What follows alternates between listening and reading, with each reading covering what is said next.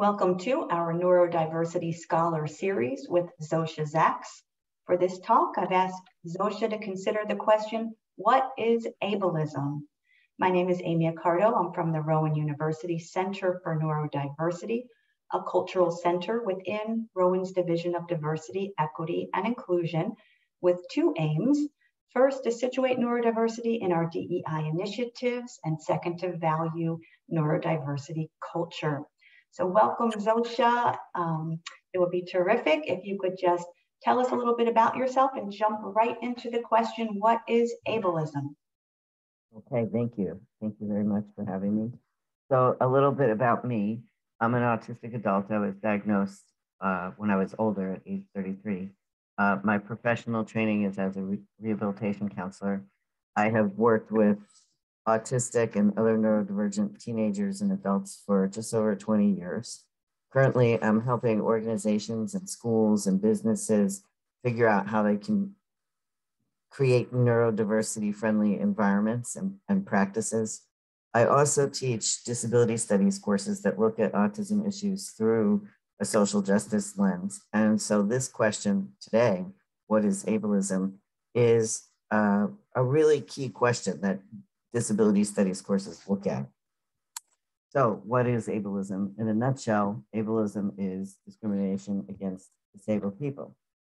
It shows up in many, many different ways. So people can typically identify that if a building doesn't have a ramp, or if wheelchairs can't fit at the lab tables in the science classroom, those are structural ableism issues. But it can also show up, for example, in laws that discriminate against disabled people in certain ways. Educational ableism, when, for example, there's elementary schools that don't have elevators, so they can't serve local students with mobility issues. It can also show up in attitudes. So, for example, if non-disabled people have stereotypes about disabled people not being able to handle things or do certain things, they may not give disabled people opportunities.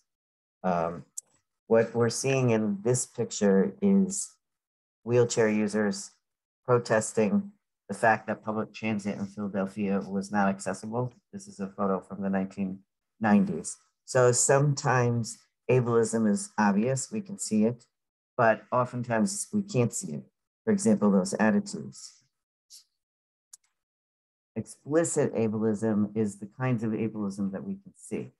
So, for example, if a faculty person was not hired simply because they're disabled, or if some students are calling another disabled student names, or sometimes a student will have accessibility documentation, but maybe a professor still won't give them more time on a test.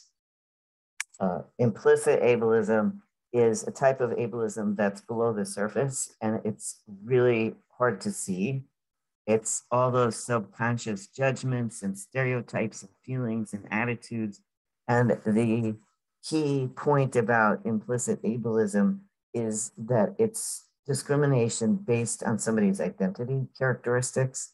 So, for example, if you don't like ranch dressing or you don't like cheese, you're not biased against cheese, you just don't like it. But implicit ableism is when we discriminate against somebody for some characteristic in their identity that they don't have control over. It's very, very difficult to unwind implicit bias precisely because it's so hidden. And we can change laws, we can protest, we can educate people about disability issues, and that does not automatically reduce implicit bias. We absorb a lot of these implicit biases from society as we grow up. And another reason why it's very tricky to undo is because we don't want to believe that we are holding these hidden unconscious biases. It's a long-term process too. You don't wake up one morning and suddenly all your implicit biases are gone. Certain things reduce implicit bias: contact with disabled people in the right situations. If everybody's meeting each other as equals, deliberately considering and reflecting on and discussing your own attitudes and assumptions, and then also what we call counter stereotypical examples. So listening to self-advocate voices in the classroom, or professors and staff at a university disclosing that they themselves are disabled and sharing their experiences, having disabled guest speakers on campus, or showing movies that you know, focus on a disabled person's life and listen to disabled people's experiences in accurate ways. And all of those counter some of the negative images and stereotypes that feed those implicit biases. So explicit, implicit bias does show up on campus in different ways. And I thought maybe providing a few examples would help people get started to be thinking about how, you know, ableism might be showing up in their spaces and where they work and where they go to school. So one example might be, you know, if accommodations are seen as special treatment, or professors call on disabled students less often, or if alternative means of communicating are viewed as too much of a hassle for the classroom. You know, maybe it takes too much time to, translate into ASL, or to allow a non-speaking student to use a communication device and take an extra few minutes. Giving someone more time on a test is seen as not fair to quote unquote normal students who have to do it the regular way. Or social events are not sensory friendly. Okay, that can make college experience very isolating for neurodivergent students. Another type of ableism that I think is important to disrupt is what we call benevolent ableism. So this is when you're honestly a nice person and you're really trying to help, but you're automatically helping disabled people out of those stereotypes and implicit biases that they aren't competent, or they can't handle it themselves, or they can't handle a little trouble, struggling to figure out how they're going to do it. So again, I do want to underscore, of course, we help people. Helping people is not wrong. It's not bad. What we're saying with benevolent ableism is that we're helping because we think the disabled person can't do things. And it's very infantilizing, which means it's treating disabled people as if they're little children who can't handle working things out for themselves. It's very harmful because disabled people lose autonomy. They can identify when they need help and what kinds of help they need. They also lose an opportunity to grow. Oftentimes we grow the most from our mistakes and from struggling through a problem. And if we just automatically jump in because we think, oh, disabled people must be helped, then they don't get a chance to figure out, oh, hey, that didn't work. Let me try this a different way. And also, I think it results in disabled people internalizing this message that they can't handle things and that they're always dependent. They're always going to need help. And also, I think it perpetuates that infantilization where, we're inadvertently not treating them as adults. Internalized ableism is another kind of ableism too. And this is when, like I was just talking about, the disabled person comes to believe all those negative messages and stereotypes and biases about disability, and it impacts them, and it can make them feel really helpless, or it can make them assume that they can't do certain things. And so as allies, we really want to help disabled people on their personal journeys to unwind that internalized ableism. So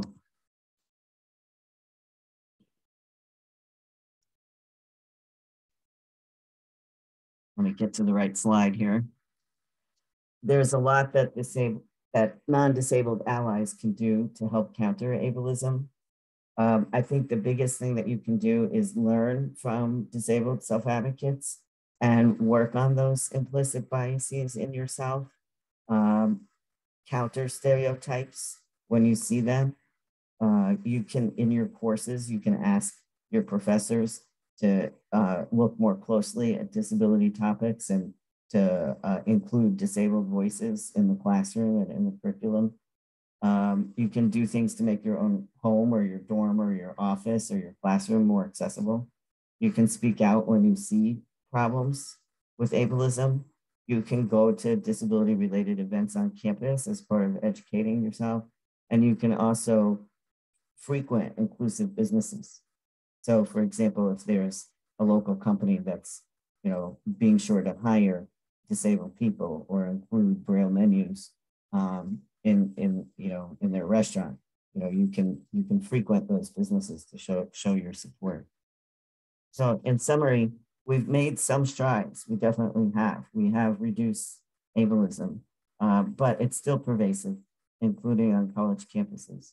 So working on implicit bias, benevolent ableism, and the explicit bias, all three are very important for us to continue looking at and working on. And non-disabled allies really do have a big role to play in reducing disability discrimination, which winds up benefiting everybody because we have a vision of a more just society. And what we're looking at this picture on the left here is a protest march for disability rights, and they're holding a sign that says "Injustice anywhere is a threat to justice everywhere." Martin Luther King Jr. quote. Thank you so much, Zosha. Thank you for this important information and also for the tips about what we can do to counter ableism.